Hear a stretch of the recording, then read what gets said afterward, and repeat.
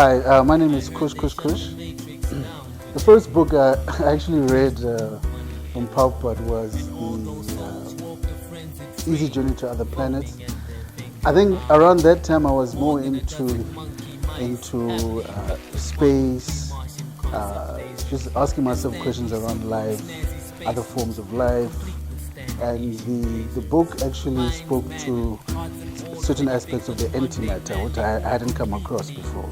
So I was quite interested in the subject matter, and it spoke about the material versus the spiritual, and how they actually work in the opposite, because the material is atoms revolve in a certain way and the antimatter revolve in another way.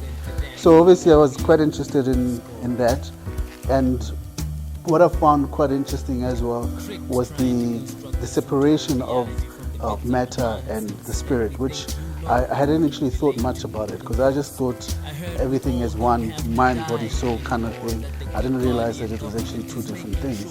And I think what struck a chord was also the scientific manner that the book was presented. I liked the clarity of the philosophy and the science behind it, and I found it quite interesting. And then thereafter, I read another book called Beyond Birth and Death, which I found quite interesting as well.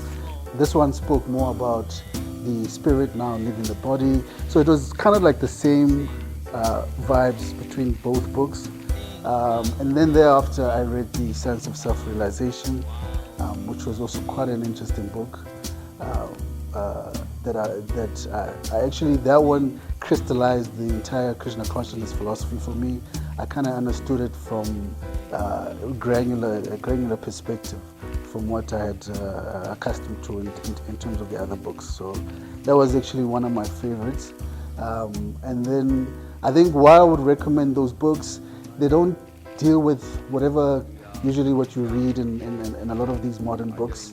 It covers very classic,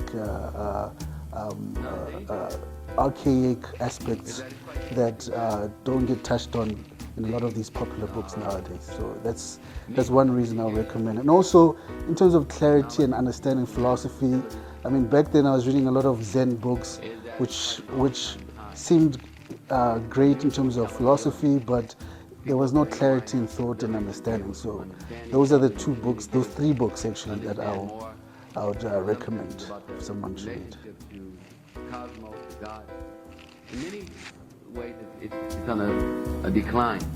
And so it has a lot to do with the processing of data and information over accessing knowledge and wisdom. It's like, for instance, right now, about every 5 or 6 years, the amount of information is doubling. And in 2 years, it'll be doubling again.